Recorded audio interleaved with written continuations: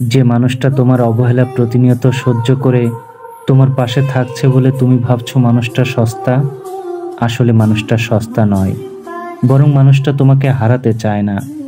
তোমাকে হারানোর ভয় নিয়ে যদি এমন মানুষ তোমার পাশে থাকে, তাহলে তুমি ভাগ্যবান কিংবা ভাগ্যবতী।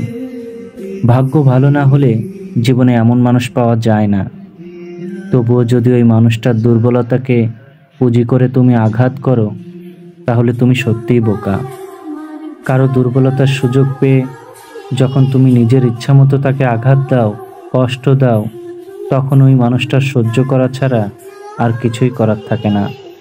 মানুষটা হয়তো মুখে কিছুই বলবে না, কিন্তু সে মনে ঠিকই কষ্ট পুষে রাখবে, যা তুমি বুঝতে পারবে না।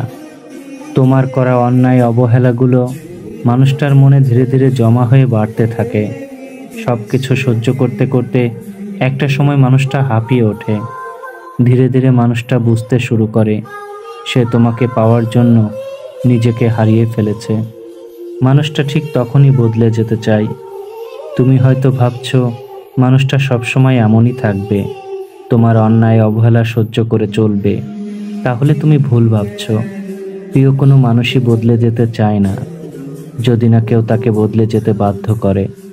তোমার করা অন্যায় অবহেলাগুলোই মানুষটাকে বদলে যেতে বাধ্য করে, যা তুমি বুঝতেই পারো না। কিন্তু যখন তুমি ঠিকই বুঝবে, তখন দেখবে মানুষটা আর তোমার নেই। তোমার ঠিক তখনই কষ্ট লাগবে, তখনই তুমি মানুষটার মর্ম বুঝতে পারবে, যখন মানুষটা বদলে গিয়ে তোমার জীবন থেকে একদম হারিয়ে গেছে।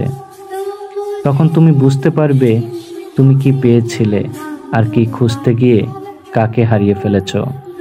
অথচ তখন তোমার আর কিছুই করার থাকবে না, কারণ ততদিনে তোমার সেই মানুষটা তোমার জীবন থেকে চিরদিনের মতো হারিয়ে গেছে।